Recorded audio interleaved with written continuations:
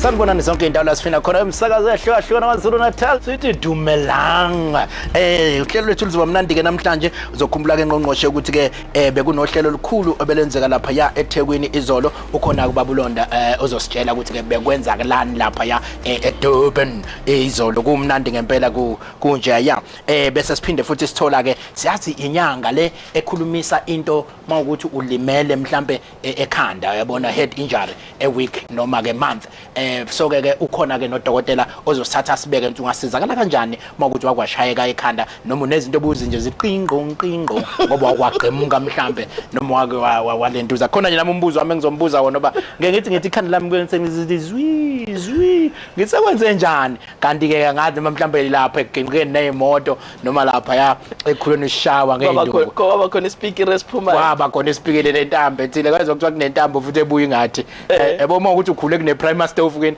intambo ngathi ayisathinti parafini yabona we indaba ye-primary stove kalaba ikhulule ngogesi abayazi yonke lento ye-primary stove that kodwa ke nanga ucela umusa lapha la eNyanyato. Hello ucela umusha. Sanibona njani? Siyaphila mfowethu, bayaphila abantu eNyanyato. Ngiyaphila. Mfowethu nanga uNgqongqoshe ngimbeke esitikini awuyitike ngaye. Yokufuna ukubuza la kuNgqongqoshe njani. Shuthi ngomuntu odekinga amehlo yabo. Yes. Manje ke ngazama ukuya esibhedlela lapha eDanawo. Absolutely. Sukela nje ngonyaka ophelile before uMarch. Kule budget. Mangifika bathi befuna ukuthatha ibuko zangibona kahle esu drive kahle nani yabo. Yes. Bathi angimancane budget ayikho benzokuya bathi uAugust last bathi ibuka zikho noma ibudget ayikho. Bathi budget. Hawu. Hayi, okay. Manje nakunyanga ngingazama ukwenza kunyaka uqalile ngifike futhi ngashubela.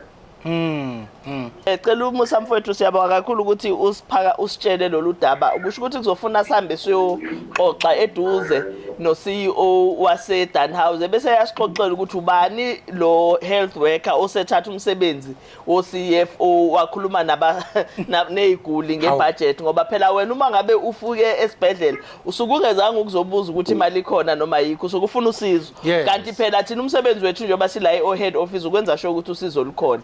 Kuyangitshela ke lokho ukuthi kushuthi khona wayengafuni ukusebenza ngalelo langa noma ngalezo insuku lokho bese lokhu ekuhlehlisa sizayisondelela eduze sixoxe no HOD inhloko yoMnyango plus uCEO uphethe esibhedlela kodwa ke ngoba wena ususithintile ngiyacela ukuthi sizokufonela back umfowethu ukhabazela lapha awusondele ekhabazela kaze kubona hlale sikhuluma ngawe bengakhona umfowethu uMksz uzokuthinta ngoba ama numbers akho akhona bese sikuhlelela iappointment nodokotela wamehlo waza khabazela nodokotela wamehlo emadadeni esibhedlela ngoba iCHC eseDanhouse yona isibhedlela kodwa isibhedlela esincane esingaphezudlwana nje kweclinic vele abavamile ukuba nawo ama specialist amehlo so umuntu indawo okufuneka kuyona kusemadadeni but sizokuarrangela ke appointment so that ukwazi ukuthi uthole usizo ungalinaki kakhulu lo loshiwoyo lokuthi ibudget ayikho ngoba wena akufanele ukuthinte leyo nto yithini esinendlela yokuthi uma imali inganele sispreada kanjani iprovince yonke ayisikho ke isibhedlela esingeze ukwazi ukukusiza na uphethe amehlo ngoba kuthiwa ibudget inciphile.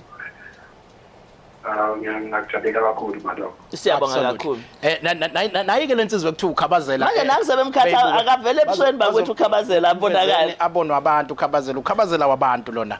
Yina ngizwa ke nangu ukhabazela wesizwe. Yabona ke uyena khabazela. Imike akhabazela ke izoshaya. Ngoba nange ekhiphe yakhe lapha nolentuzana. Babingelele ekhabazela. MEC sibingelele ababukeli. So dezeduze ekhabazela. Sibingelele nabalaleli emakhaya. Yebo uyaphila. Siyaphila ke ngiyayibona ke insizwe esulekile ntokozo nje lena usulupha yingakho abalaleli nababukeli sebemazi ukuthi hayi uyabuya futhi kubona so uma sithi ukhabazela uzofona ngempela sisuke sikhuluma ngomuntu ophilayo hayi umuntu esimcabangayo. Siyabonga kakhulu Siyabonga Sibongiseni. Simbonga kakhulu ukhabazela. Hayi ngiyamazi ke insizwa lethi mayiqeda nje ukukufonela. Angithi kuma ukade ufonelwe ile inkampani lezi othothi bayakufona bese bethi uyafuna ukungi-evaluate la ekugcineni. Nayo lensizwa ngathi yabatshela ukuthi uyafuna ukungi-evaluate. Abafonele bese ethi ufoneleke usho ukuthi ngikuthintile. Ngikuthintile. Siyabonga kakhulu. Engathi bayangena ke namhlanje ngqongqoshe uyithelile ubabizile bayasabela umxoli kwaNongoma. Awu suka madoda. Baphila abantu kwaNongoma wemxoli. Molo mxoli. Yebo kunjani futhi? Uyaphila mkhaya wami. Mkhaya ngiyaphila wathi ngoba Nongoma wathi kwaNongoma hayi kwaNongoma bayo. There's no ngoma there. There's no ngoma. Usambe ngicela abantu bestudio bathi ngicela bathi ngibuka live lapho ngibuka live kuhamba yini. Awu bakithi. Siyabonga mxoli. Ngikubuza ngqosho bathi lapha sinento lapha engiyibuze yona kodwa ngisho ngoba sengizile lapha ke ngibuza umbuzo olungu ukuthi uma ngifuna ukucheck ukuthi into yami right yini mayisesimeni nomhlawumbe angayingani. Into ngenza kanti ngawuhlela into. Into. Okay. Ngoba ngizozwa ukuthi ngabona abantu futhi ukuthi abantu abaningi bezothiwa umuntu uvele wafa wabula into ngeke singayinaki. Yes. Right yini. Yes, ayike ukuthi nje ufuna ukwathi izinto zakho ngabe kanjani uyakuphike mawunaleyo nkinga. Ngoba ngike ngithule umuntu vele ngiyamshaya ukuthi bengabona le impawu ulala inkinga. Bathi silence killer uvela ubone nje umuntu esethule ekseni. Absolutely. Awubathi ngiyabonga bathi ngithanda kakhulu kwaNongoma bakithi. Niphile kwaNongoma nami ngiyanithanda yazi. Siyabonga. Ume njalo no. Ungqongqoshe uzokuphendula emoyeni ke mfowethu ubambe emoyeni. No asibonge kakhulu kumxoli for loyo mbuzo loyo. Yabona ke kuyangijabulisa mina ngoba babu ulanga sihlale sicomplain sithi abantu besilisa abayinakile kakhulu impilo yabo but umuntu wesilisa ofona kanjena kuyasho ukuthi kusho ukuthi sesiyaqala ukuthi information ne consciousness siyidlulise ebantwini bakithi and kubalekile ngempela ukuthi abantu bakithi bahambe bayo check. Ngingathi uma ngabe ufuna ukutesta mhlambe ukuze kungabi kuyinto kuphela kube kuyi full body assessment. Singamcela umxolo ukuthi ngoba kune Benedictine laphana uNtokozo athi wavelela khona asazi noma uqinisile yini angaya khona afike asho ukuthi cha ucela bamhlelela usuku kube khona udokotela ozomenzela nje assessment ebese yasho ukuthi mhlambe uyikupha akusolayo then bazokwazi ukuthi batest. But ngiyafisa nje ukusho ukuthi siqala nohlelo lo ukuthi sibe nento esibiza ngokuthi men's clinic ezofocusa kubantu besilisa nje ingengebe physically ngaphandle kwesibhedlela but uzothola ukuthi iward elithile elinonesi besilisa elinezikhathi eziconducive nezisiza bona abantu besilisa nakho Benedictine bazoba nayo iclinic enjalo. So uma yakhona siyacela ukuthi noma ngayicela ukuthi anike ninginikeze ne-men's clinic ngiye khona ngisale sengikhuluma ngakho konke okuhlupha abantu besilisa bezokwazi ukuthi bamteste. Kodwa ke into esizoyenza naye sizomfonela simarrangele but ngoba usebuzile siyakujabulela kakhulu lokho ngoba sifuna abantu besilisa benze njalo bahambe bayoyitest. Lapha ya eMondlo nangu Zipho wezipho bayaphila abantu eMondlo. Yebo sanibona njani? Yes ikhona Zipho ulayidi. Hayi ngiyaphila kwethu. Bayaphila abantu eMondlo. Hayi bayaphila futhi siyaphila la kwasini. Hawu ngiyabona impela ama-clinic amawekho busy lapha kusho ukuthi niphila ngempela eMondlo.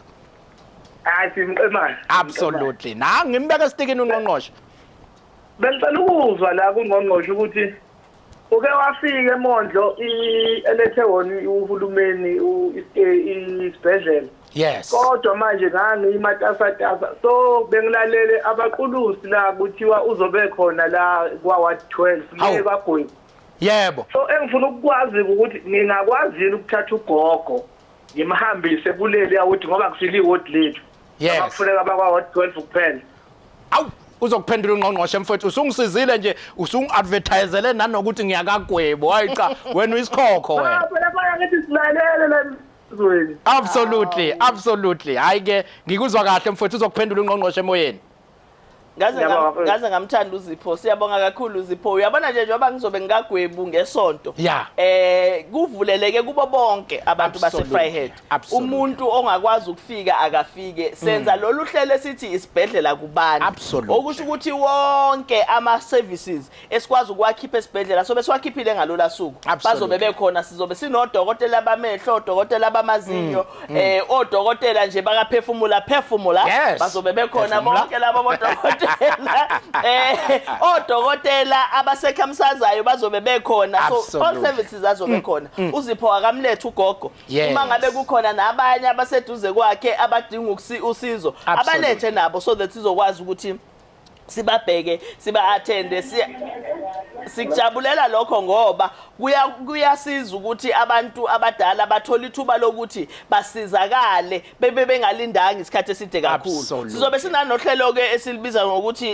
ikhosombe lamajida elizobe likhona laphana i-discussion nje lena abantu besilisa abasuke behleli bexoxa amongst themselves ngokugula kwabantu besilisa nokuthi kuphi okufuna kwenzeke abantu besifazane baphathwa kanjani yiziphi inkinga abantu besilisa ababhekana nazo and bangazi addressa kanjani ezinye izinto abantu besilisa bayasaba bablanga ukusibuza ukuthi ukubuza sibaningi ukuthi manje ngoba kunenkinga enjeni bese bona ukuthi mhlambe imfakela amahloni noma izombukisa ngabantu angakwazi ukukhululeka sibe sesithatha isinqumo ukuthi cha sibe nayo indlela neplatform lapha abantu besilisa bazokwazi ukuthi bakhululeke khona ngoba noma singazi thina ukuthi yini besaba ukukhuluma kodwa sikuhloniphe ukuthi bayasaba ukukhuluma ngoba sesibabonile bebaningi beshona kanti beshona isidingo singekho so sibakheleke leyo platform yokuthi ikhosombe lamajita so besikhona bazobe behlele khoneni bekhuluma nodokotela sikwazi ukuthi sixoxisane kahle na hayi usuyizweleke nanku yala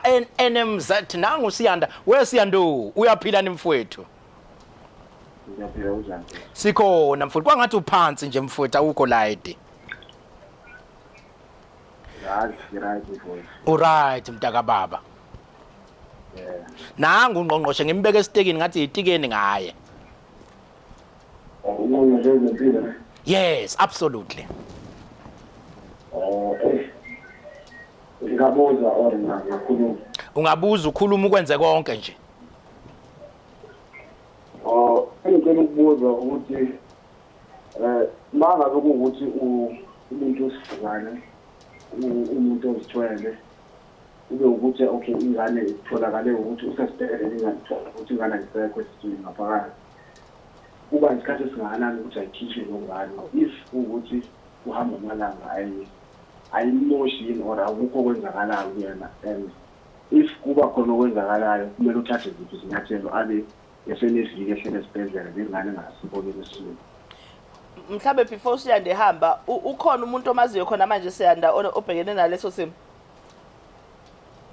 ufazi wami mhlawumbe unkosikazi wangena ngolesibili yebo until namhlanje bangitshela ngolesibili singana isekho okay kodwa bakayikhiphe kuze kube namhlanje alright no kulungile asibonge siyanda isimo esinzima kakhulu mhlambe asidlulise nje amazwi enduduzo kuwena nomndeni wakho ngaloso simo leso asichaze ukuthi previously uMnyango wezeMpilo kwakuba khona indlela yokuthi uma ngabe umuntu edlulelwa ingane esakhulelwe uyayalindiswe isikhashana kuthiwe cha ingane ngoba phela vele umzimba uyakwazi ukuthi uyikhiphele yona noma ingane ingasaphili bese eyalinda ke kuze kufike ama pains ama labor pains kodwa ngo2020 sathatha usinqumo njengomnyango wezeMpilo KwaZulu-Natali ukuthi asizoqhubeka naleso simo ngoba akumsiza umuntu wesifazane engqondweni yakhe leyo ukuthi ethi ekhulelwe kodwa ebesazi ukuthi ingane yakhe isidlulile emhlabeni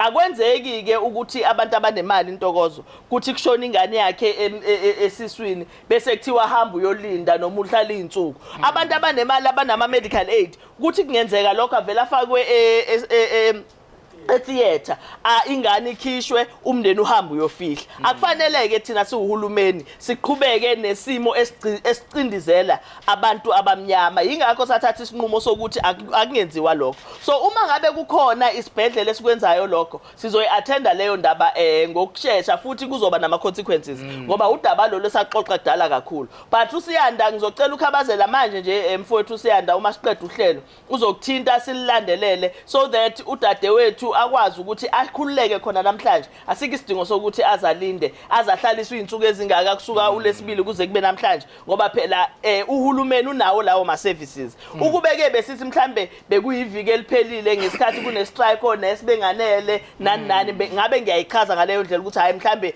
istaff asikho kodwa sesibuyele siyasebenza ukusuka ngomsombuluko akufanele ngabe kuyenzeka lokho so ngizayiattenda kakhulu Siyanda kodwa khona namhlanje sizoyilungisa udaba lwakhona sengiyichazela ukuthi nabo bonke abanye abantu KwaZulu-Natali bazi ukuthi banelungelo lokuthi nakukhona umuntu okhulelwe othandiweyo wabo okhulelwe noma yena ebese kudlula ingane akangalindiswa izinsuku ngoba sinohlelo lokuthi akulungiswe lokho immediately ngoba akekho umuntu ntokozo okwazi ukuhamba ebese ingqondo yakhe iphila kahle azi kahle ukuthi usephethe ingane isidlulile emhlabeni uyabona ukuthi uma sikwenza lonto kusho ukuthi si traumatize abantu bakithi okungafanele ngabe kuyenziwa yithini no ngiyakhumbula impela lolu daba siqala ukudila nalo sifika la sethukile kakhulu odokotela bethi nje hayi msana ukuthuka lento le into nje ekumele iniyeke yenzeke naturally ayikwasho ukuthi phela thina ngokwesintu nje ukuthi noma usuyicabanga lento lokuthi hey uhleli nomuntu ongasekho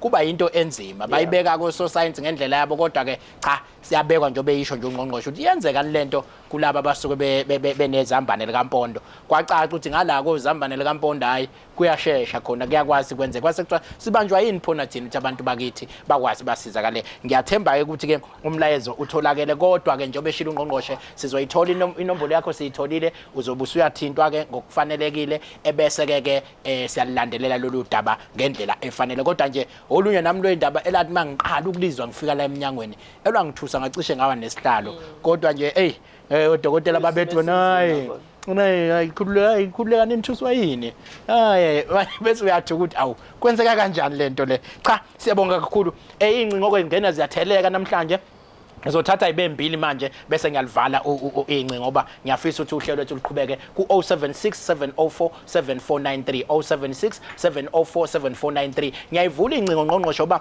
abantu isikhathi esiningi abalitholi ithuba njengami lokuba nje la eceleni kwakho manje iyona ndlela ke le engazithi washo nawe wathi ufuna ukusondelela kakhulu kubantu ngayo ukuze ukwazi ukuxoxisana nabo uba engage direct nikwazi ukuthi bekubuza imibuzo beyitike ngawe abantu bakwaZulu-Natali ngakho ke sikubeka estikini njalo makuyilolu suku sithi abantu abayibuzele kuwe ngqo imibuzo ukwazi ukuthi ubaphendule ngizolithatha ke lesikhathi njengamanje sekithe uSiyanda no Agiza abafonela sorry ukhabazela akamfonela uSiyanda manje khona sizofonela isibhedlela khona manje sithi nasiqeda uhlelo sibe mhlambe sesinayo impendulo ngoba angiboni kuyafuna isadeleka le ayidingi ukudelaya ngempela le no siyakujabulela ke lokho nangu uWanda lapha ya ePMB ePietermaritzburg kwanto ngayibomvu hello Wanda sawubona Wanda yebo sanibona uyaphila mfowethu ngiyaphila unjani baba ngikhona ususemoyeni ke manje nangu uNgqongqoshe simbekela sifuna nje uyitike ngaye kodwa ke awukusitshela bayaphila nabantu ePMB hayi siyaphila PMB ngaphandle nje ukushisa ilanga hayi ilanga phela la khona ePietermaritzburg ngathi la sondezwa khona yebo nangu uNgqongqoshe mfowethu ngiyabongela ukubingelela uNgqongqoshe igama uWanda ushandi Bongo usiyabingelela la eMaritzburg endaweni yaseMbali eBB absolutely yebo ngifuna ngiza nodaba futhi kancane kuba sengithi mayelana nabo nginabashana laba ababili bamawe ngicela nje ukushesha udaba lami lujana lo kodwa ngimamlela abantwana bazalwe ngo-2010 bamawe bakhula bathema sebena 3 years sebezothena 4 baba nenkinga yokuhamba yokunyathela indlela ade bethe sebenyathi bagcina sebenyathela ngezwane engasakhona unyathela ngeenyawo bobabili emva kwalokho yebo babili kanye okay so sabathatha sabasa i-clinic seduze imbalenhle ba-athipha khona ifees babonakala ukuthi ayingeke kuba wesi badlulise ebidini nakhona babonakala ukuthi ayingeke akulungi batshela ukuthi abadlulise begrace egrace wafika labathi akwenziwe i-operation basajesa ukuthi akwenziwe i-operation ukuze bakwazi mhlawumbe bazame ukuthi bazokwazi ukubalula imfo abakwazi ukuzihambela lapho beku-2016 2017 benze operation bafaka ukhonkolo ba-athenda-ke ifees ukuthi bazolulama bazolilama bazi ukhonkolo kola sebeyaphola bona bazama ukuzihambela abafakwe iy'kazula bona eziningi baniwa ney'nduku bakane kwaba west emva kwaloko nje bagcina bengasakhoni ukuhamba 2019 zazabadisifizo but bebengasizakali wafika nalento yo-COVID sekuvalekile gcina selesekhaya bahamba ngama-wheelchair kodwa inkinga esinayo njengamanje baka-grade 7 next year baka-grade 8 so kuyaqala kuya-apply izikole isikole isipha bakusona so into esibadingela yona njengamanje isikole esiright abazokwazi ukuthi bafunde khona kodwa izikole ezikhona abakwazi ukuthi bafunde khona ngenxa yesimo sesikole isimo sabo sama-hospital masithi sizama lezi izikole lezi ezihambisana nabo ziyabiza okay futhi enye ba-right yonke into ba-right mqonda awukho kaphazamiseko inkinga nje kusuka emadolweni iyaphansi bahamba ngamadola okay ngoba ngiyabona ukuthi ubushilo ukuthi udaba lakho lide ingqikithi yodaba ukuthi kufuneke bezame ukutholelwa isikole abangafunda kusona indaba ilapho ingqikithi sikhabe singasizakala khona sibathole isikole abazokwazi ukuthi bafunde kusona baqhubeke nokufunda hayi ke uNgqongqoshe uzokuphendula mfowethu ngiyabonga kakhulu absolutely alright no siyabonga baphisa siyabonga kuwani uwanda uthola ithuba nje lokuthi ngoba uhulumeni sonke uyabona asale sesikhuluma iMnyango yonke futhi uhlala nabo bonke ongqongqoshe ngeke uyibalekele le ngoba phela uyahlala nabo ongqongqoshe bezemfundo le yezemfundo mangiyilalele kahle no impela yezemfundo kodwa ke ngoba useyilethile kuthina sizoyithatha Ntokozo ngizoyinika wena siyilandelele nawe sikhulume nomama uFraser sibone ukuthi isiphi isikolo esingabasiza kusona bakwazi ukuthi bafunde uqinise into engiyithandayo ukuthi njengefamily bayazi ukuthi ingane ayiguli ingane ifuna ukwazi ukuthi iqhubeke ifunde ngoba ifundi balekile yona into ezogcina ikwazi ukuthi bakhululile so sizobasiza ke ukuthi sizame ukuthola sixoxe noma uFraser sibone ukuthi isiphi isikole abangabatholela sona okungenzeka kwesinye isikhathi ezinye izikole ezinjalo kuba ama boarding schools kusho ukuthi isikolo umndeni ke ngafuna uvuleleke okay even uku-accepta isimo esinjalo uma ngabe kutholakala kuleso space leso kodwa ke singahlela lokho mhlambe sesingamema nokummema umama uFraser yalela viki ngikhona azosho ukuthi hayi nayi into eyayicelwe lana useyilethile kodwa sizobona ukuthi sigcina sitholaphi injalo nje ake sathele wabe ukugcina Ngqongqoshe ukuze sikwazi ukuqhuba nohlelo uThabane Gwebu wethabane siyeza lapho kwaGwebu awubhaka amagwinya lapho siyeza usemoyeni Thabane yebo baba kunjani baba siyaphila mfowethu singezwa kuwe hayi no nakhe siphilile baba wami ngizwa kuthula lapha nakaGwebu yalenza lapho ukuthi hayi nize lapha ngakithi hayi sizobe sikhona impela yebo kwaGwebu yebo kwaGwebu absolutely kuwa12 wena ukuphi nje nendawo lapha ukuze ngizodlula kini hayi mina ngila ehlobane okay kodwa ke cha wozani ngobuningi benu mfowethu bameme nawe nabanye ubatshele befike sobe silethe isibhedlela hayi no kezwakala mntwana wami ngidalele la kuyinazana ukuthi iphongolo yesemsemuzi umbiko ukuthi hayi nizobe nikhona absolutely awuthi absolutely hayi uthabane ke akasala esebamema nabo bonke abanye abantu besilisa khona kuzoxoxwa nje ngeindaba zezempilo ezithinta abantu besilisa ngoba siyalidinga lela thuba lokukhuluma nabantu besilisa behlangene yes hayi ke uyayizwa inselelo Thabane oyinikwa uNgqongqoshe angibingelele lapho kuNgqongqoshe mfowethu ngibingelela kakhulu uNgqongqoshe ngiyayizwa inselela iphonsayo cha sizokwenza kanjalo sizobamema impela ngizofika nabo ngibabambe nesandla Wethabani ngicela uma usufika lapho uzomtshela uNgqongqoshe ukuthi wena uThabani wezwa hayi na kanjani ufike uthi uyamazi noThabani uthi hola Ngqongqoshe uyamazi uThabani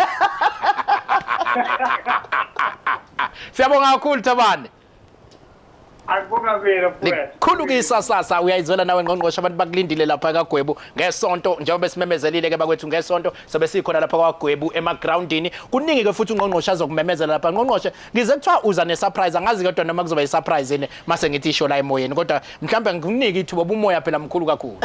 No asibonge Ntokozo ngijabule kakhulu ukuthi sizothola ithuba lokuthi sekwaGwebu ngesonto ngoba udadewethu lapha na uNksz khona Mdlalosi kade ayethi angize ngizovela ngize azangifake ngisho into engangeni kuzona ngifonela athi manje wesihlalo ibridge lala kwaGwebu selihambile yebo ingane asikwazi ukuya esikolweni uma ibhasi leingane lingafika ngafangifonela futhi dali ibhasi leingane alifikile noma kufuneka ikliniki ke wangifonela wathi hayi ke sengikufonela ngokuthinta wena ke manje futhi ikliniki la kwaGwebu Musa manje ke ngebhadi ke uNkulunkulu akavumanga ukuthi kufike lesikhathi sizoxoxa indaba yekliniki esekhona wayeseyadlula emhlabeni ngoDisemba kodwa ngosonto sizobe sizoxoxa indaba yekliniki ngijabule kabi kungenzeka ukuthi khona into efufusayo lapha khona ukuzobona ngenza kuzomila ikliniki lapha khona ukuzobonakala futhi sishaya into ewala absolutely yabona ke ngiyajabula mawukuthi ke kwenzeka into la uhulumeni ngiyengiphathe kabi la Ngqongqoshe ngoba mangilalele kakhulu la emisakazweni oba sisemsakazweni phela manje mangiulalela umsakazo abantu makuthi kwenzeka into embi kakhulukazi they are quick kuyashesha kuthiwa uhulumeni kaANC kuukuthi kodwa manje ngizwe ukuthi ukhuluma ukuthi amakliniki yini imuphi lo hulumeni ozobusa lapha yana uhulumeni kaANC ohamba lapha abantu bakwaGwebu becela izinto siyophendula lolo daba absolutely uyazi ke into esiyenzayo Ntokozo njengoba sizobe sikwaGwebu thina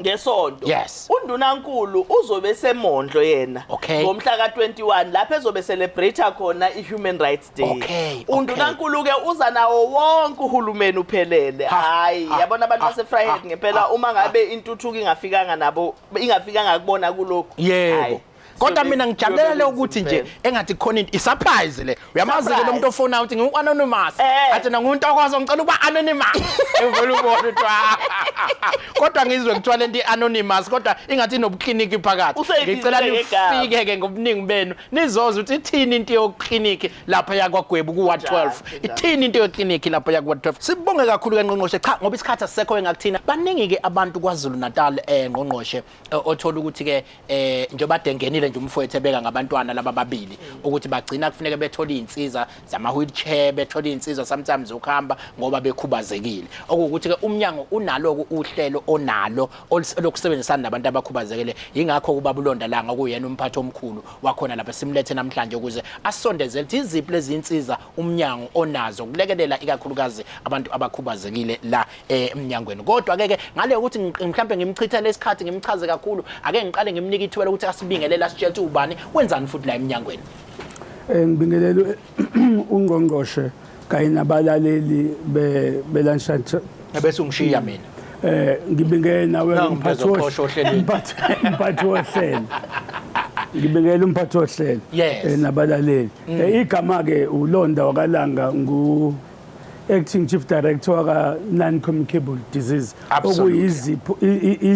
izifo ezimbelesela kulezi zifo ezimbelesela kungena ke nako ukukhubazeka nako konke namehlo nako lona nje ofonile wamehlo ngiyathemba ukuthi nawe uzolisukumela ngandlela thini yiko kubele ukuthi sisho noNgqongqoshe ukuthi akaye madadeni ngoba khona odokotela bamehlo nama optometrists njengoba ikhuluma ngeyibuko ukuthi sibhedlela nesibhedlela ezinkulu siba nayo ibudget yokuthi for instance kodwa manje manibatrainer labantu bene abakhuluma niyabudget nibe nibatshela abantu ukuthi hayi budget ayikho iyona into enika umuntu le osebenzayo nabantu hayi ngicabanga ukuthi imphunyukile nje lo msebenzi wasindwa isimo ya kusindwe isimo ngabe sazi wafanele wajikelwa wathi ibudget hayi ngoba phela sometimes abantu bayathanda ukusebenzisa amagama amakhulu kuthiwa khona insizwe yathi iqashwa ngqongqoshe yathenye intokazi awunike strategy waphuma eTumekanda wathi ngizosithola phi strategy waphuma wazoyosithela efuna strategy wazi wabuka azocela ukusula wathi hayi ngihambe yonke indawo ukuthi strategy ngicela ukusula manje ke lamagama obudget no strategy ayekeni bakwethu ukusebenzisa kubantu kakhulukazi ke mabesuke bezofuna usizo izo lokho siniboneni lapha eDurban eThekwini esibhedlela lesabantwana lapha ngasolwandle sabona inohlelo oluhle bekwenzakalani lapho mongasibeka nje isithumbeni uhlelo la izolo beyinqophamlando yokuthi ke ubudlelwane bethu esabanayo nabo nebandla inqanqathela yamabandla abizwa ngokuthi i-Latter Day Saints charities okuyibona ke esibe nobudlelwane nabo kusukela ngo2011 la kade besilekelela khona ngeinsiza kakhulu lezi zama wheelchairs ekutheke ngo2016 baqala basinikeza ama wheelchairs specialized awu 300 mesithi specialized uyabona nje ngoba sesabona ukuthi eindaweni zakithi khona indawo ezingelula ukuthi kuhambe ke kuzona bese othot lawo esinawo ama wheelchair ngesikhathi ayazwela lawo wabo acisha afana njengo 4x4 uyabonga ukuthi athanda ukuthi akwazi ukumelana nomzima beindawo esemakhaya lo budlelwane ke nabo saphinde sabuvuselela osebukwazile ukuthi kulokhu ngo2016 basinikeza ama wheelchairs awu 300 kwathi ngo2019 basinikeza amanye awu 300 kulokhu ke basixhase ngemali eyinkulungwane eyinhlanu u5.3 million kulo 5.3 million kuzotholakala ama wheelchairs awu 900 kutholakale izinto lezi zokuthi kulekelela mohamba njengama walking friends nakonke ku 1600 kube ama white canes ngoba sekusibabone uzowabona izolo labangaboni ukuthi mehamba ngendungu emhlophe ethinta noma weli robot bakwazi ukuthi basizakale kanye nama spares alekelela laba abakhanda ama wheelchairs lobu budlelwane kushuthi izolo bese sizobuthula lobu budlelwane bethu ukuthi sinobudlelwane thina nabo then bese kuba ukuthi ke ile donation indlela esebenza ngayo donation ukuthi la sidinga khona ngoba sesebesitshelile ukuthi izinto abazosithengela zona zingakanani bese sikwazi ukuthi siloke si-order bese beyasilethela throughout kwi-province yethu yonke abagcinanga ke lapho baphinde basitrainela ke nama-therapist ukuthi leli gama ke ngqongqoshe lokuthi wonke umuntu ekuthiwa ukufanele kuthiwa nje udokotela ngiyakhumbula ngathi asikhona nasemondlo kuthiwa abafika ngodokotela kanti kushiwo ama-physiotherapists laba balulayo abantu kanti abasibo nodokotela bahodokotela nabo ngendlela yabo kodwa bayalula bakwazi ukuthi mongakwazi balekele noma mawungezwa nanokuthi futhi mawukuthi ubesengozini bakwazi ngendlela yoqeqesho labo ohlukene kuthiwa ama-physiotherapists, audiotherapist, audiologist, kube khona nama-occupational therapist. Bawusizo olukhulu-ke and into enhle ngabo bahamba ke bananohlelo lokuthi njengalapha eFryhead bayaphuma bahambele amaklinikhi.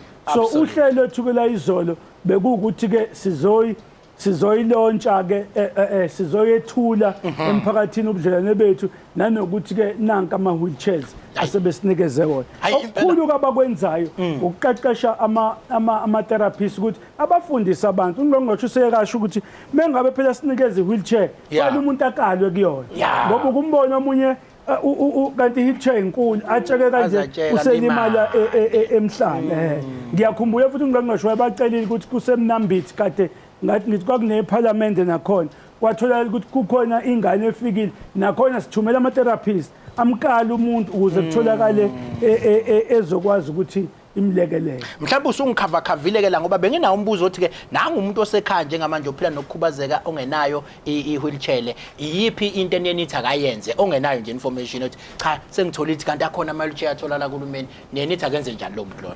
Mhlawumbe ngiqale ngokuthi ngithi uma nje ube nokukhubazeka ngabe ukulimala noma ukukhubazeka okuqhamuka ukuthi uzalwe nako uqonda esibhedlela sethu obviously udlule eclinic uye esibhedlela uhlangana nama-therapist bese eyaxilonga mase exilongile bese bona ukuthi wena udingani bese kuyathunyelwa uma kuwukuthi lento oyidingayo ngaba ama-wheelchairs ngiyafisa nokusho ukuthi sinendawo lapha eWentworth ukuthi uma ukuthi ubusengozini wathola ukukhubazeka mhlambe kwanqamuka unyawo noma mhlambe isifo sikashukela esesenza ukuthi wazwa nquna unyawo siyakwazi ukuthi sikutholele unyawo lokufakelwa noma isandla insila zonke lezi ezikhona so sikwazi nokuthi ke sibathumele zonke indawo bahambele ibhedlela esemakhaya bahambe bayobakala nakhona basizakala.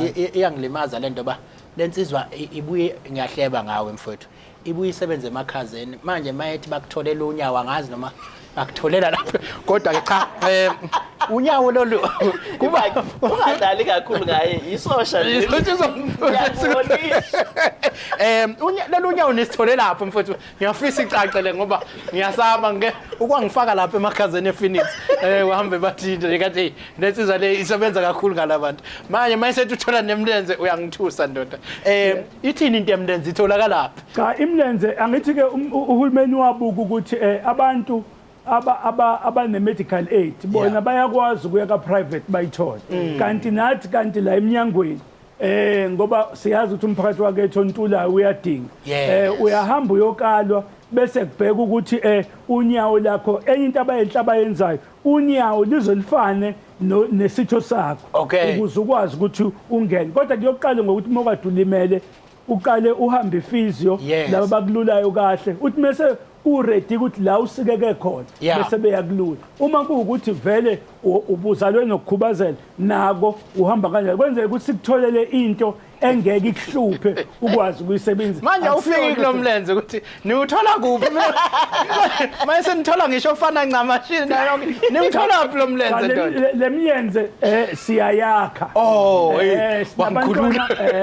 sinabantwana impela cishe bafike ku40 kwiprovince uNgqongqoshe SSO kade ubanikeze ama-bursaries babizwa ngaba-medical orthotics and prosthesis ibona bakwazi ukuthi balungise umuntu bakuqale bakwakhela unyawo uthi uma uhamba uhambe kahle lokho kuletha njengoba sikhuluma nge-human rights kubuyisa isithunzi sabantu nanokuthi esinye futhi esikushoyo engifuna ukusho la ukuthi uNgqongqoshe njengoba ubesasho siyafuna uku-improve lento ekuthiwa i-patient experience of care ngoba senzela ukuthi umuntu usiza alithola lube ngcono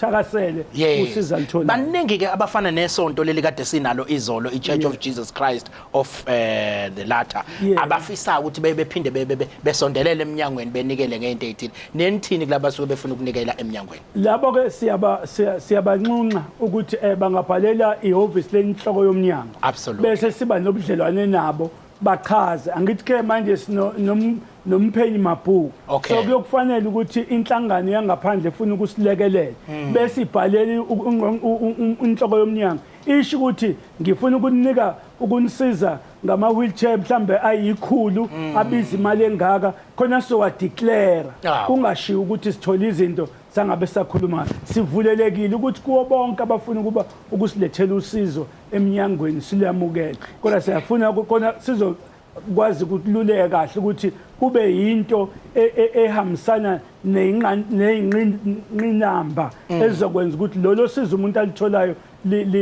kube yilona impela olifuna usugoqa nje insizwa lebingene la emoyeni yalapha embali ithe abantwana yize noma bekhubazele kodwa bayaphila kahle ingakho bedinga ukuthi baye esikoleni bedinga ukuthi beyofunda ungathini umlayezo wakho ba abantu abaningi emphakathini banakho ukuthi mabebona umuntu okhubazele bese bekuba ngathi kufanele bemdabukele ungathini kumlayezo wakho ngawudlusa nje emphakathini nakubona ke abantu abakhubazekile usuyigoqa emphakathini wakithi ngoba thina njengabantu abampisholo siyayazisa imndeni yethu ukuthi thina ekusoyeni ukuthi umntwana mengabe ezaliwe kwathola ukuthi unokukhubazeka asingamfihli kodwa asimlethe ezikhungweni zezempilo ukuze balithole usizo. Uma futhi mawulimele nakhona iza ezikhungweni zezempilo, sinabo abantu abaqeqeshiwe abazokwazi ukuthi bakulekelele uthi naloko okade uthola ukuthi usukhubazeke kubona, sikwazi ukukunikeza izinsiza ezokwenza ukuthi impilo yakhe iqhubeke, ukwazi ukuthi uyimele.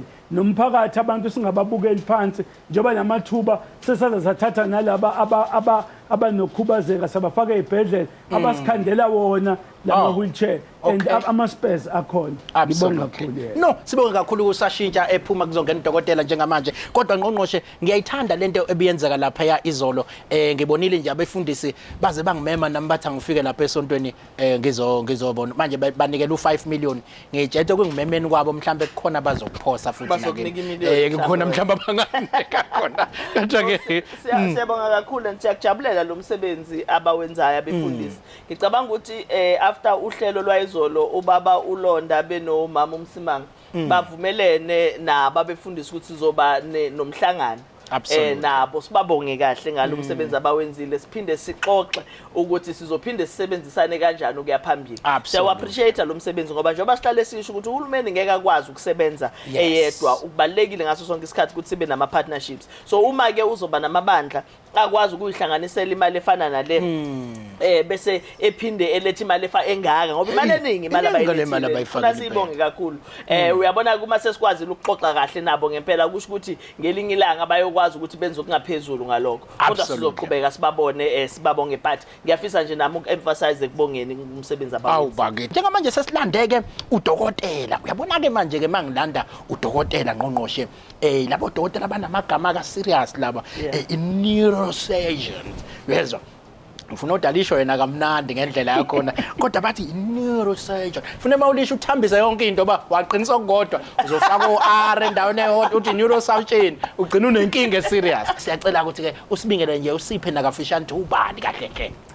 Ngiyabingelela so ukuzintroduce nguNomusa Shezi ngisuka la eMaritzburg. In fact ngizalelwe la eMaritzburg, ngafunda lana euniversity ngifunde eUKZN eThekwini and then ngase ngaspecialize khona la futhi khona la eKZN mhlambe se specialize ko United States of not nje konke ngikutholela including ukuspecialize ukuba i-neurosurgeon ukuhlinza ubuchopho nomgogodla ngifundela ubuchopho nomgogodla ikushuthi abantu abakwazi ukusibona masigowisha avula umqondo athi agowisha uyazamnandi indaba ikuphi na uMaritzburg ekhaya ekhaya sePresbury. Okay sePresbury. No zimnandi lezo indaba cha sitshela ukuthi lenyanga le inyanga enkulu la osukuthola ukuthi na sibuka nento yabantu basuke mhlambe benokulimala ekhanda kwasha kwacima mhlambe inyanga esho ukuthini le kunina njengabantu abadila nabantu abathintekile ekhanda. So it's a head injury awareness okusho ukuthi ukwazisa umphakathi noma abantu ngeengozi zokulimala kwekhanda. So unfortunately ukulimala kwekhanda is one of lezi zifo ezinemphumela engagcini just kulomuntu olimele but emndenini nasemphakathini kuyakwazi nokuaffecta even if una 20 kade use university ufunda kahle ube sengozini ulimale ku-affect ikusasa lakho lonke uyithole usuwumuntu osekhubazekile osedinga ukugadwa. So isifo sona esifisayo ngoba it's one of those ezipreventekayo. So akufani ne-cancer mhlawumbe engakuthola noma ungenza yonke into correct, akufani nokwelwa into ungalindele emgaqweni. Most of the time isifo esidalwa lokusithi ama-behavioral activities, whether ugijima emgaqweni noma ukuphuza mponjwana masuba nama-activities akunikeza ingozi. So it's one of those city awareness cause uyakwazi ukupreventa if ulandela imgomithize and it's not something elindele wonke umuntu ayithole. Manje ngokokwenu kubaleke ngani ukuthi ke kuqwashiswe umphakathi ngazo lezi zinto lezi? So njoba bengisho ukuthi kubaleke ngoba akuaffect just umuntu olimele, ku-affect ikusasa lakhe. So mangizoqala ukuthi akunaminyaka, so ungaba mncane ungaba mdala ungaba se-primary school esijwayele ukubabona abantwana mabefaka kulezi imoto sithi ezomalume imoto igcwele kakhulu umntwana awe alimali. afike kuthina sesizomhlinza noma sesimhlinzile but uthola ukuthi umntwana akasakwazi ukubuyela esikoleni noma ubehlakaniphe kangakanani. Uthola umntwana una 20 use-university uyafunda ashayeke agwazwe ekhanda seliphelile kusasa. Ubaba ona 40 uyasebenza alimali, so it's an effect eba continuous empilweni yakhe affecta yena, so usulimele umdala kade usebenza umndeni wakho awusakwazi ukuthola imali makade wondla umndeni makade ekhaya bekubhekile ukuthi uzoqeda esikoleni usu affected. So that is ukubaleka kokunakekela and prevent ama head injuries emphakathini. Manje ngoba sizwa ke ukuthi ke kuyingozi kakhulu ukulimala ekhanda lapha, mhlambe yiziphi ezinye zeinkinga ongaba nazo mawuthi ulimale la ekhanda ngale ndlela duzisho? Okay, so obviously yokuqala ke enkulu singakwazi ukupreventa ukushona. There's a high incidence yabantu abalimala especially engozini zemoto abagcine beshonile. But kulaba ke abasurvivayo engijwayele ukubabona thina eAlbert Luthuli eThekwini ungakhubazeka ngobuchopho. In other words, makade ukwazi ukuyihambela ugcine ube paralyzed, ungasakwazi ukunyakazisa either uhlangothi lomzimba wakho noma ungakwazi ukukhuluma noma ungakwazi ukusebenzisa izitho zomzimba like isandla sakho kunga-affect ukuthi ukwazi ukusebenza ukubhala. Ma ukwazile wangathola leyo severe, so ileyo sithi i-disability eba severe nokuhlakanipha nakhona ungenzeka ukuthi izandla zisebenze, but ma ushayeke ekhanda specifically ukuhlakanipha kwakho ezin le part sithi higher mental function, ukwazi ukwenza imaths, ukwazi ukukhumbula izinto. So manje ngikutshela into manje kusasa ngikubuza ukwazi ukukhumbula lokho affect ukuthi noma ungasebenzisa izandla but ngeke ukwazi ukuthola umsebenzi uqashwe.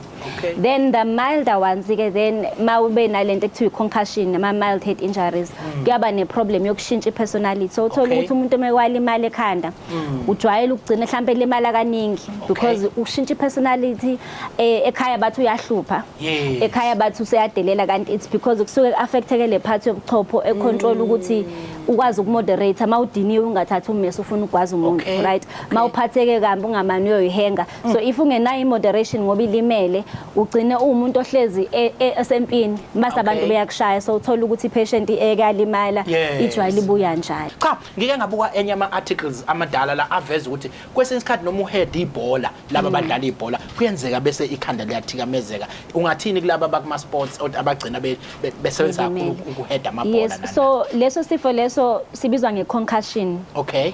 Sivamile ukwenzeka usually abadlali bebhola aba-professionally or especially i-rugby, because i-rugby i-sport esine-impact la abantu be-encourageana ukushayana. So if uba ne-concussion awu necessarily uquleke udinga ukuhlinzwa, but indlela abapresenta ngayo umuntu uba ne-history la engathi uqulekile mhlawumbe 5 minutes ashesha phaphame. Mase simbona ngokuthini, masimbuza ekhaya mhlawumbe ukuthi kwenzekeni abe nento ethiwa short term memory, akhohle mhlawumbe 5 minutes before and afterwards.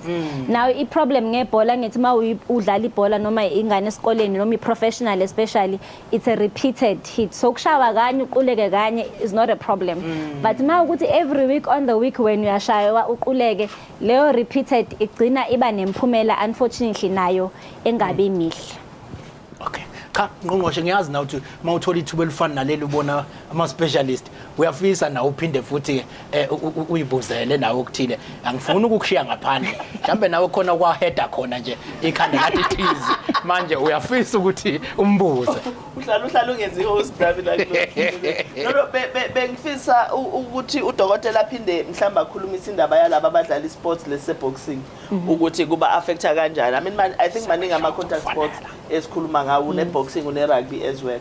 So if we can speak around ama injuries aqhamuka from lawa khona, yes. So ngiyabona Ngqongqoshe, so the point ye concussion is injury repeated.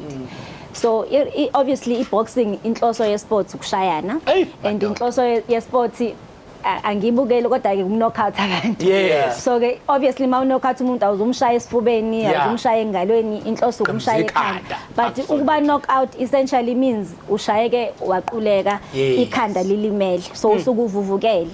If now kwenzeka consist, I think there was an incident or one of a famous boxer eyashayeka yaquleka, unfortunately angaphaphama from sport. So it is a risk, same as rugby is a risk.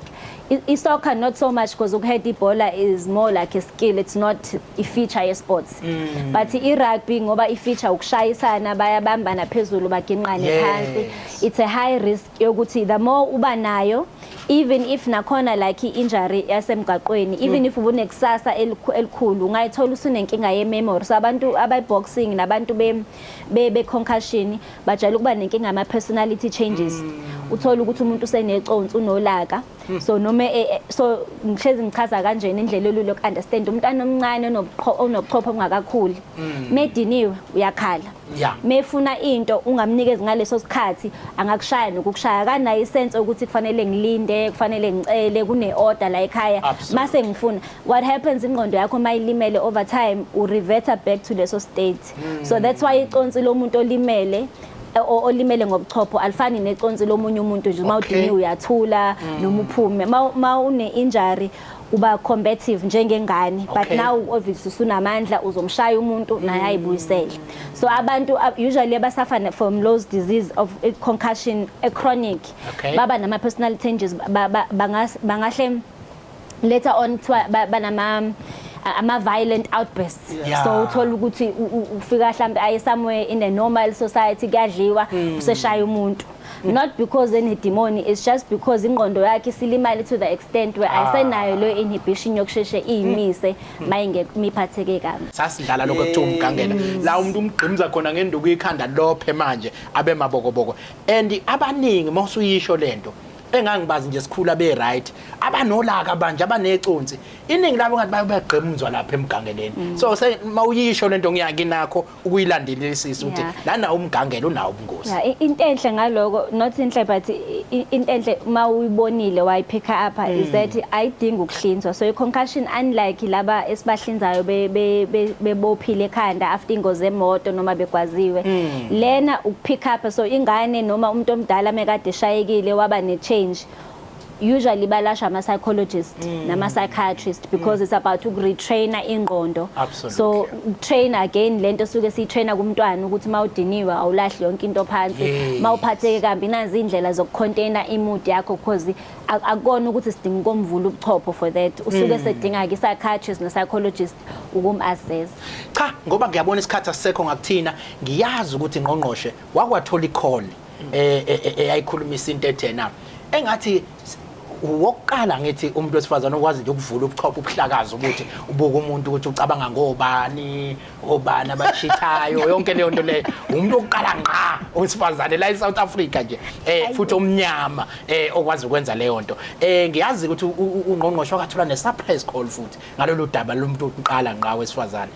Ngizothanda ukuthi umkhumbuze naye ukuthi ke wake sathola i-call eserious kule show ukuthi kunomuntu oqala ngqa wesifazane obuhlahlayo ubuchopho abuthi athi uyagowisha yeke ukuchitha yeke ukuthi uzoba right abuvala ubuchopho kubuyisele emgaqweni. Cha Ngqongqoshe ngicela umkhumbuzise bese sitshela thina njengoba ewokuqala ngqa eSouth Africa kuba owesifazane okwazi ukuspecialize ngale ndlela ethi ahlinze ubuchopho, bakhona nabanye asebekhona mhlambe noma yipi izinto enphekwazi ukuze kwande sibala kodwa Ngqongqoshe ake ngibuyisele kuwena. Ngicabanga ukuthi umuntu wesifazane omnyama oqala yes and uma sibheka ke ukulandelela kufuna sikubuka ukuthi zikhona yini ezinye inhlelo zokuthi abanye bakwazi ukuthi bangene. Umaphisa njengoba lokuthi ngathola i-call nje uyafisa ngisho ukuthi cha ngelinye ilanga sasixoxa lolu daba safonela uNxamalala umsholozi wayejabule kakhulu ukuthi cha kanti kuyenzeka ngesikhathi sakhe. Uyabona ke uma ubheka ngesikhathi owaqualifya ngaso kwakuyisikhathi esewumongameli wase South Africa, he was very proud ukuthi ngesikhathi sakhe naye wakwazi ukuthi acontribute noma wayicreate environment ukuthi abantu besifazane ikakhulukazi abamnyama banezithakazelo njengathi bakwazi ukuthi bafike kule level ofike kuyona. So we are always proud of that process yakhe, but proud of yourselves for the work ngoba yini enhlala phansi nifunde and you take a lot of time nifunde. Kodwa ke yikuphi enikwenzayo ukwenza ukuthi nabanye abafana nani bakwazi ukuthi bantu. Ngiyabonga for that question. So I think i-progress is a lot. In fact I think inkulu esiyenzekile because ngesikhathi ngifika ngangokuqala omnyama la eKZN and predominantly i-field yokuhlinza nje ngithi general surgery bekwabantu besilisa then ke ukuhlinza ubuchopho abantu sebenzisa even more ke even across i-country yonke asibaningi so kwi-province manganikeza i-picture ukuze abantu ba-understand kwi-province ama-specialist asebenza ku-government siba u-7 and then obviously I'm the only female esebenza khona as a specialist but overall kuma-specialist ahlinza ubuchopho ngicabanga ukuthi asifike ku-15 then the rest ke lo munye u-7 to 10 use-private nakhona abantu besilisa so umsebenzi wona mningi but okwamanje kwi-department yami we have got ama-females awu-5 atrainwayo uDr Mathebula umthethwa uphasha abanye basanda uqala abanye sebezoqeda so we are working very hard for the training u-HOD wami uDr Enika has made an effort ukurecruiter abantu besifazane because some of the time i-psychological fear njengoba obviously must attend ama-congress ubona gcwele abantu besilisa and unfortunately fortunately i-medicine is an apprenticeship fanele ubone umuntu ofana nawe akufundise so sometimes uzofika ubona ukuthi xa ubona ukuthi akekho umuntu ozongibona ngifana naye so part of your representation which is a good thing about representation is uma ubona umuntu ofana nawe you are more able to approach ama-challenges omuntu wesifazane ahlukile nowesilisa you are able to change culture nakhona ukuthi kungabi ukuthi ma umuntu wesifazane fanele wenze sure ukuthi awushada ubi ney'ngane. There were a lot of things nami ngiyakhumbula university when I told the professor wami ukuthi ngifuna uba neurosurgeon wathi nje no rather uhambe ukwenza i-neurology ngoba you'll have a sense of life ukuze ushade ube ney'ngane but that mindset has to change obviously but part of it is that abantu babona omunye umuntu esifazane ephasa emkhakhini then kuyademystify ukuthi akufana nokuthi 20-30 years ago ngathi mawubona udokotela ubona umlungu mase create impression ukuthi abantu abamnyama abekho abahlakaniphe enough ukuba odokotela but the more bevela the more bepublisha be come into the international stage then there's no difference even umuntu esifazane because there's a sense yengqondo and then utrain isandla sakho ukuthi sihlinze so there's no change manje okay njengoba niseba u5 nje ngeke ngiputshise nami ningithi nje ngingene bo6 no ngifuna ukubuka nje kubacabangana abantu emqondweni they are still predominant basebaningi but in terms of esifazane njengoba ngisho ukuthi uDr Mthethwa Mathebula are the next one sibabhekile ukuthi bazophasa then laba abanye ke nabo ngoba basanda ukuqala siyaba mentorisha bayaqhubeka ne training so there is a lot of progress message ke ungayidlulisela nje kumuntu omusha osesikoleni njengamanje uthi nje nawe ungaba la engikhona njengamanje ungabuhlinza ubuchopho ngafanike nami mina sekulethi kakhulu ikakhulukazi kwabasemakhaya nabasemalokishini umuntu ambeka isimo sakhe athi hey ekhaya siyahlupheka futhi ngeke ngikwazi ukuthi ngifike la no so leyo I always speak to ukuthi ukufocusa i-medicine kumina ukufundela uba udokotela u-involve umuntu o-focused not necessarily kufanele ube umuntu otholo A bodwa siyakudinga uhlakaniphile obviously ngoba uzodila ney'ngqondo zabantu kuba ngayithola le message ngiseka standard 8 ngabe nami ngudokotela but mawufocusa and uzimisele maningi abantu abazofika emaceleni bakutshele ngoba bona bengakaze bambone umuntu ofana nawe ephumelela mase bethi akekho umuntu ongayenza lento so nami ukuze ngifike la nganginabantu abangitshela even sengiqalile process ngitrainela ukuhlinza ubuchopho kwakukhona abantu ababethi uyabona ukuthi kunzima awufuni mhlambe singakubhalela ne-recommendation letter uyojoyina enye department so kubalekile especially mawuphuma endaweni la abantu mhlambe emphakathini wakho kungekho umuntu owakwakubona owudokotela never mind uhlinzayo ubuchopho ukuthi ufocus nje ungalaleli imisindo eminingi ukhona lento ekuthiwa if ungena vision you perish mawungena indlela indawo la uyakhona uzohamba uthatheka noma ukhuzukile ukufeyila doesn't mean you will not succeed. It just means ufundile, you will try again. Akho umuntu oprofessor. Khona kade sikhuluma ngokupublisha because it's the next thing esamukenza e-UKZN ukufocus ukuthi sipublish izinto esizenzayo. And one of the professors uthe uma uprofessor ungakazi ureject it means awukazi usubmit a publication. In other words ma usubmit a publication mase beya reject abethi fanele uhambe uyofundisa ingisi. You're not the first one. Uzoqhubeka until you succeed.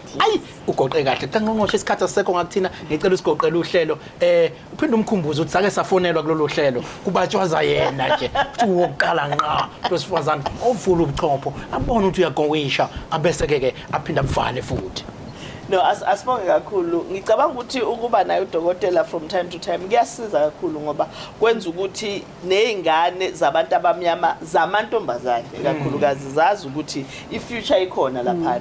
Uma sikhuluma nabantu besifazane sithi noma abancane sithi abayigade abayivikele abangayi emshikashikeni ucansi bengakabi ready uma ke sengenile umuntu akayivikele phela ayiprotect sisuke senzele ukuthi sikwazi ukuthi sibe nodokotela abafana nawo abazoba baningi so that sikwazi ukushintsha impilo zemphakathi yethu into abantu okufuna bayi-understand nokufuna bayazi yebo uma ngabe uthuthukisa uyaba nabo abantu abaqhamuka from ngaphandle abafisa ukuzothuthukisa imiphakathi yakwezinye indawo kodwa ukuze imiphakathi yethu ithuthuke ngempela ithina okufuna siyithuthukise ngaphakathi and indlela yokuthi siyithuthukise ukuthi sikwazi ukuthi sifunde so ukuba khona kwakho nokukhuluma ngalendlela kuyasiza kakhulu ngoba kwenza ukuthi izingane ezikhona zikwazi ukubonelela ukuthi uyakwazi ukuba umuntu wesifazane ube udokotela hayibo uyakwazi ukuthi uphinde uspecialize uyakwazi ukuhlinza ingqondo uyabona into esasingayazi into engakho ngisho kuma TV by the way umubukela nje ama shows kuma TV you hardly find umuntu wesifazane ekuthiwa udokotela uyispecialist uyi-neurosurgeon simbone bese siyabona ngelinye ilanga ukuthi nami ngifuna ukufana nalo yana kwenzeki so ukuba khona kwakho-ke nokulokuhlala uzokhuluma nathi kuyasisiza ngalokho ngoba kwenza ukuthi izingane zethu zazi ukuthi la mathuba akhona kwenza futhi ukuthi noma engathandanga ukuba neurosurgeon as such kodwa uma focused uzokwazi ukuthi wenze ufundele into engashintsha impilo zethu siyafisa abantwana bethu ukuthi bakuthathe lokho bakuthathele kube into ebalekile bakubona ukuthi you are providing i-guidance siyabonga kakhulu ngokuthi ube khona and njoba kukhona benza umatric kulonyaka bazi ukuthi kufuna baqale manje ba-apply uma ungenamali awuhlale ekhaya ukuthi awunamali akhona ama-bursaries sinawo ama-bursaries njengoMnyango wezeMpilo ukhona there's a whole lot that umuntu angakwenza sikwazi ukuthi siyo-apply laba abaqala ka-grade 8 sithi qinisa lapho ngoba uzufika ka-grade 12 uphase kahle kufuna uqala uqinise ekuqaleni so qinisa-ke so that uthi ufika laphana ube wazi ukuthi uready and uhulumeni unawo amathuba awenze aba-available siyabonga kakhulu ngifisa ukuthi-ke sesigcina ukuthi udaba lukamfowethu siyanda lapha e-Real Free esibhedlela siyali-athenda and luzolungiseka khona namhlanje siyabonga kakhulu zazizamnandi indaba ngiyathemba-ke bakuthi emakhaya abantu bazojabula ukuthi-ke asivalelisi lo hlelo niyazi nani kodwa ngaphambi ngihamba ngibakhumbuze ukuthi ngesonto noma kanjani wozani nizothatha u5 kuNgqongqoshe nihlale nimfonela kuphela kodwa uzobe nithatha take 5 nimbona ngamehlo-ke kulokhu lapha kwaGwebu lapha eFilidi eFriday asihlanganene bakuthi kuma-sports ground akaGwebu lapha ngesonto sikwazi ukuthi-ke sihlangane esibhedlela kubantu noma ngabe yini oyiphethe ngebhadi ngeke siniphathele udokotela womqondo ngoba akakwazi ukuvula lapha kaGwebu kufuneka kube se-Albert ukuze awuvule kahle umqondo lo kodwa ngelanga nje ngiyofika naye ukuze anibuke nje enibona ngaphandle ngoba unakho ukupopole ngaphandle umqondo ziyakhala kulolu hlelo asivalelise sithi kulungile ke bye